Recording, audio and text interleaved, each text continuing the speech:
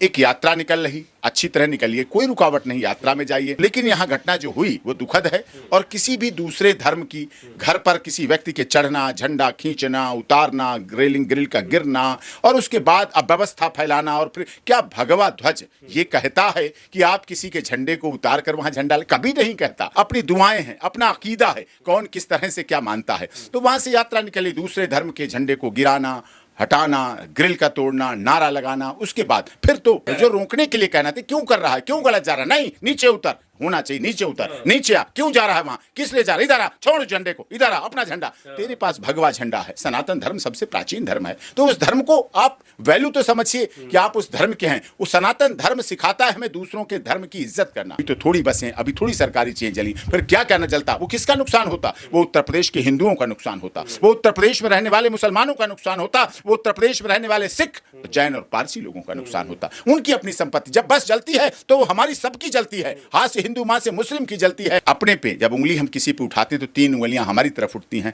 और अपने गरिमान में झांक के देखते हैं कि हमने क्या पाया। लोगों के घर जलाए जाएं, लोगों का घर बर्बाद किया जाए, लोगों की हत्याएं की जाए, लोग मारे जाएं और इस तरह में धर्म मजहब नहीं सिखाता आपस में बैर रखना, मजहब कभी नहीं सिखाता, कोई सा भी मजहब हो, हिंदू मुस्लिम सिख ईसाई जैन पारसी, मजहब नहीं सिखाता आपस में बैर रखना। हिंदी है, हम वतन है, हिंदुस्तान हमारा। हम तो गंगा में जब हमारे इस्लाम को मानने वाले वुजू करते हैं और उसके बाद नमाज पढ़ते हैं तो कहते हैं आज तो आनंद ही दूसरा होगा। तो ऐसी भावना है हमारे यहाँ। तो कृष्ण की चुनरिया, जो कृष्ण की चुनरिया और कृष्ण की यूनिफॉर्म और राम की यूनिफॉर्म और सीता की यूनिफॉर्म जिसे ड्रेस कहते हैं, रामनवमी और नवरात्रों पे उसकी सिलाई हमारे इस्लाम धर्म को मानने वाले अच्छी सी कढ़ाई करके देते हैं, तो राम और कृष्ण की मूर्ति में जान आ जाती है। उस 4 पैर के जानवर से लड़ने के लिए हिंदू मुस्लिम एक हो गए, लेकिन इस 2 पैर के अंदर के जानवर से लड़ने के लिए ये हिंदू और मुस्लिम में बीच के दीवार बांट दी गई और अलग अलग हो गए। हिंदू मुस्लिम के खून का प्यारा होगा, मुस्लिम हिंदू के खून का प्यारा होगा। इससे तो अच्छा वो भेड़िए के भय था, जो भेड़िए के भय ने हिंदू मुस्लिम को बहराइच में एक करके रखा था। तो जंगली जानवर को तो आप समझ सकते हैं, जो अंदर का जानवर है उसको नहीं समझ सकते। उत्तर प्रदेश के बहराइच से दिल दहला देने वाली खबरें आई। आनी तो नहीं चाहिए थी कि एक धार्मिक यात्रा के दौरान फिर से हुड़दंग मचा, तोड़फोड़ हुई, हिंसा हुई, एक व्यक्ति की जान भी गई, कई लोग गंभीर रूप से घायल हुए। सवाल यह है कि धर्म के नाम पर आखिर कब तक इस देश की संपत्तियों को जलाया जाता रहेगा। हमारे साथ सुप्रीम कोर्ट के senior advocate AP Singh ji हैं, इनसे हम बात करते हैं। सर, जब भी कोई धार्मिक यात्रा होती है, इस तरह की खबरें आती हैं, आखिर कब तक धर्म के नाम पर ये सब कुछ चलता रहेगा? देखिए, घटना बहराइच की हुई दुखद है और जिस तरह से ये मानवता की हत्या है। हमें हमारा देश 78 साल स्वतंत्रता दिवस हमने मनाया, 15 अगस्त को मोदी जी ने झंडा लाल किले से फहराया, 78 साल हो गए। हमारा संविधान भी इतना ही पुराना हो गया, डॉक्टर भीमराव अंबेडकर का सपना भी इतना ही पुराना हो गया और धर्मनिरपेक्षता का नारा भी हमारा उतना ही मजबूत होना चाहिए।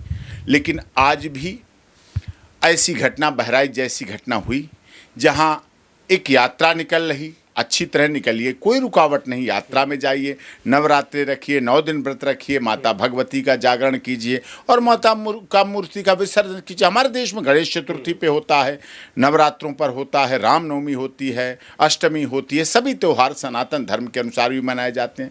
इस्लाम धर्म के अनुसार भी चाहे तीज हैं, चाहे और भी यात्राएं निकलती हैं, ताजिया निकलते हैं, तो ताजिया निकलते हैं, उसमें भी यात्रा में सभी लोग बड़े खुशी से, और त्यौहार का मतलब होता है वो हमारी सभ्यता, वो आपकी सभ्यता, और जब समाज में निकलती है तो वो सबकी एक सभ्यता हो जाती है। सब उसे सराहना करते हैं, सब उसकी तारीफ करते हैं, सब उसके लिए प्यार से खड़े होते हैं और उसका आनंद लेते हैं भक्ति का।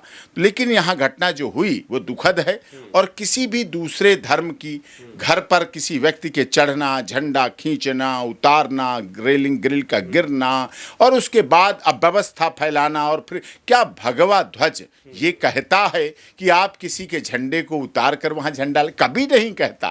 प्रभु श्री राम ने 14 वर्ष का वनवास लिया अपने माता पिता के कहने पर। उन्होंने सबरी माता के जूठे बेर क्यों खाए? पेट भरने के लिए नहीं खाए थे, स्वाद चखने के लिए नहीं खाए थे। देश में समरसता रहे, उनके राज्य में एकता रहे, एक मैसेज जाए, एक समरसता रहे। आप उनकी माता दुर्गा, सबके लिए करती। क्या माता वैष्णो देवी में अभी जो गौरी खान शाहरुख खान के उनके बेटे का एनडीपीएस में केस लग गया। गौरी खान जी सलमान खान अपने शाहरुख खान को लेके माता वैष्णो देवी पहुंची, किस लिए कि माता वैष्णो देवी उनकी मन्नत पूरी कर दी, उनका बच्चा उनके घर आ गया, बेल हो गई। तो क्या था, ये प्यार है, ये सभ्यता है, ये संस्कृति है, अपनी दुआएं हैं, अपना अकीदा है, कौन किस तरह से क्या मानता है। तो वहां से यात्रा निकली, दूसरे धर्म के झंडे को गिराना, हटाना, ग्रिल का तोड़ना, नारा लगाना, उसके बाद फिर तो भड़ना था, भावनाएं तो भड़कनी थी। स्थिति जब हो रही थी, जो वीडियो सामने आया, नीचे आप देखेंगे बहुत सारी भीड़ है जो जय श्री राम या बाकी धार्मिक नारे लगा रही है। वो चीज रोकने के लिए कोई कह नहीं रहा है। रोकने के लिए जो रोकने के लिए कहना था, क्यों कर रहा है, क्यों गलत जा रहा है, नहीं नीचे उतर, होना चाहिए नीचे उतर, नीचे आ, क्यों जा रहा है वहां, किस लिए जा रहा है, इधर आ, छोड़ झंडे को, इधर आ, अपना झंडा, तेरे पास भगवा झंडा है। सनातन धर्म सबसे प्राचीन धर्म है, तो उस धर्म को आप वैल्यू तो समझिए कि आप उस धर्म के हैं। उस सनातन धर्म सिखाता है हमें दूसरों के धर्म की इज्जत करना, सम्मान करना, आदर करना, और ये दुनिया देखती है। लेकिन कुछ ऐसे असामाजिक तत्व इस तरह की ऐसी घटनाओं को अंजाम देकर, जहां हमारा हिंदू मुस्लिम एकता का माहौल अच्छा चल रहा होता है, जहां योगी जी के शासनकाल में उत्तर प्रदेश में भी पिछले दिनों से दंगे बचे हुए थे, और थोड़ी सी लापरवाही होती फिर क्या क्या न जलता। अभी तो थोड़ी बसें, अभी थोड़ी सरकारी चीजें जली, फिर क्या क्या न जलता। वो किसका नुकसान होता? वो उत्तर प्रदेश के हिंदुओं का नुकसान होता, वो उत्तर प्रदेश में रहने वाले मुसलमानों का नुकसान होता, वो उत्तर प्रदेश में रहने वाले सिख, जैन और पारसी लोगों का नुकसान होता। उनकी अपनी संपत्ति, जब बस जलती है तो वो हमारी सबकी जलती है, हाथ से हिंदू, मां से मुस्लिम की जलती है। और जब स्कूल बंद होते हैं, कॉलेज बंद होते हैं, जब लूटपाट होती, जब बहनों की बेइज्जती होती है, तो उत्तर प्रदेश का दामन दागदार होता है, जिसमें सभी लोग रहते हैं और सभी लोग सम्मान के साथ रहते हैं। पर ऐसे में प्रशासन पर भी सवाल खड़े होते हैं कि प्रशासन की मौजूदगी में कैसे आपत्तिजनक गाने जो है वो बज जाते हैं, कैसे कोई झंडे को तोड़ने चला जाता है। प्रशासन की अपनी जिम्मेदारी कहाँ है? नहीं, अब थोड़ा गानों का तो महत्व ही बदल गया।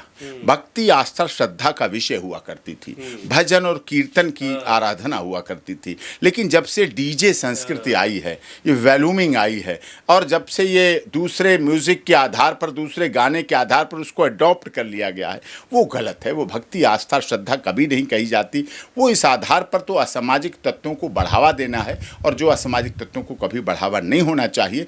और उत्तर प्रदेश सरकार, उत्तर प्रदेश पुलिस को इस पर सख्त से सख्त, कठोर से कठोर कानूनी कार्रवाई करनी चाहिए, जिससे कोई भी दोषी बचना नहीं चाहिए। और उसके चक्कर में, उस मीडिया ट्रायल में, उस आपाधापी में किसी निर्दोष को दंड नहीं मिलना चाहिए, निर्दोष दंडित नहीं होना चाहिए। अब हुआ क्या, ये घटना तो करने वाला कर गया, लेकिन उसका परिणाम क्या हुआ? एक अभी चंद जल्दी जो आपने बताया, अभी जुम्मा 4 दिन हुए शादी जिसको हुए, अब वो विधवा हुई, उसके माता पिता पर क्या बीतेगी?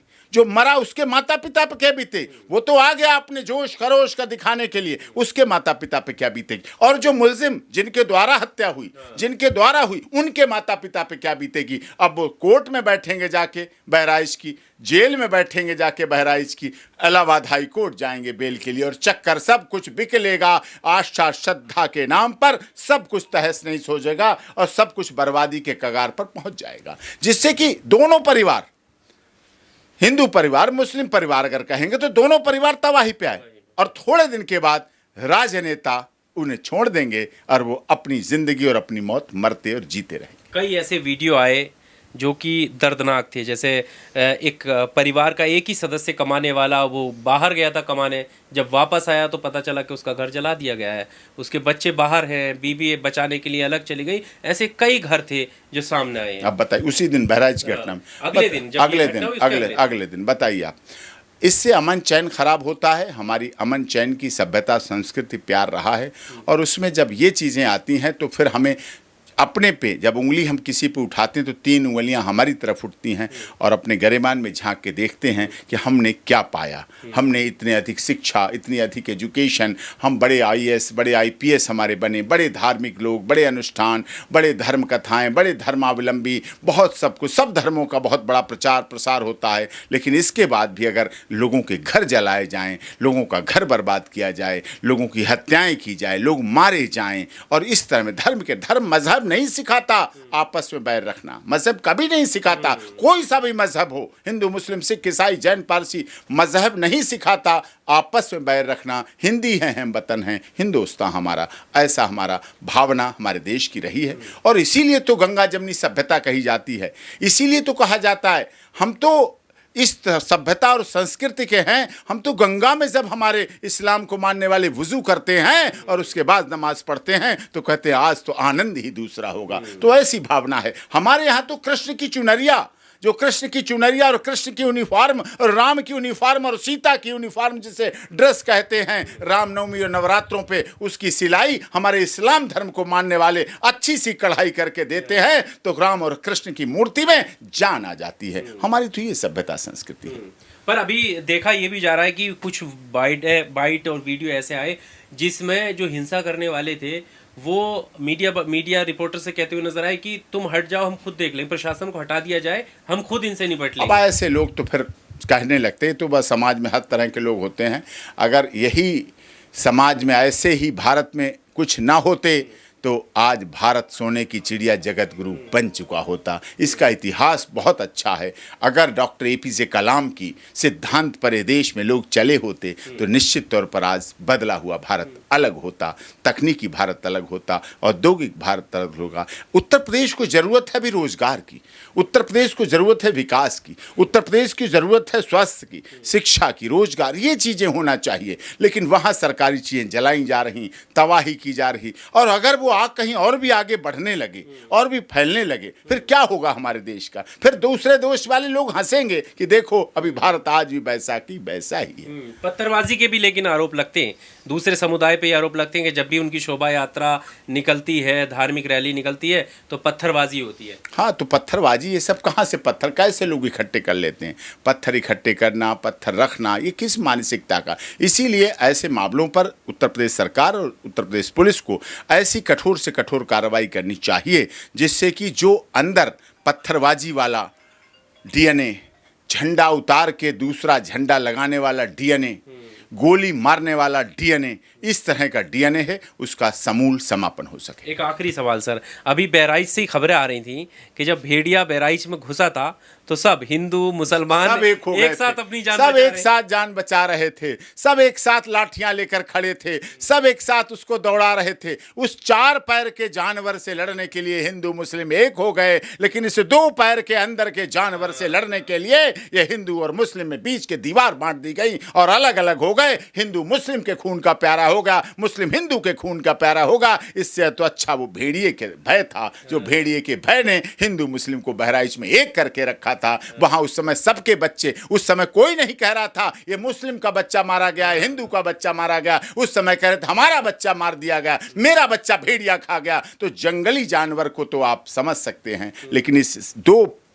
पैर के हाड़ मांस के जानवर का, जो अंदर का जानवर है, उसको नहीं समझ सकते। इसीलिए अभी विजयदशमी पे भी हमने बात कही थी कि आज भी विजयदशमी के दिन हम रावण को फूंका करते हैं और सचमुच का रावण जिंदा है, कागज का रावण जलता है। कागज का रावण जलाकर हम कहते हैं हमने रावण को मार लिया। अपने अंदर के रावण को मारो, जिस अंदर के रावण में RG कर से जैसे बलात्कारी बैठे हैं और विभत्स लोग करने वाले बैठे हैं, बहराइच जैसा कार्य करने वाले बैठे। कैसे मानसिकता हो गई? जब आप उसी रास्ते से निकल रहे हैं और आपको दिख रहा है झंडा लहरा रहा है, और आप उस दिन जब आपके पास भीड़ है, जब आपके पास समुदाय है, तब आप उस झंडे को गलत नज़र से देखें, ये उचित नहीं है।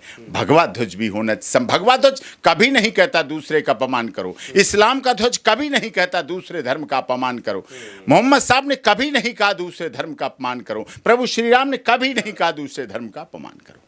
चलिए, बहुत शुक्रिया हमारे साथ बात करने के लिए। AP सिंह जी थे और आपने इनको सुना। पूरे इंटरव्यू में समाज को कैसे सुधारा जा सकता है, किन चीज़ों पर अमल करना चाहिए, और जो लोग समाज में इस तरह की नफरत फैलाते हैं उनको, उनसे कैसे दूर रहना चाहिए, इस पूरे इंटरव्यू को लेकर आपका क्या कहना है, कमेंट बॉक्स में आकर अपनी राय ज़रूर दीजिएगा। शुक्रिया।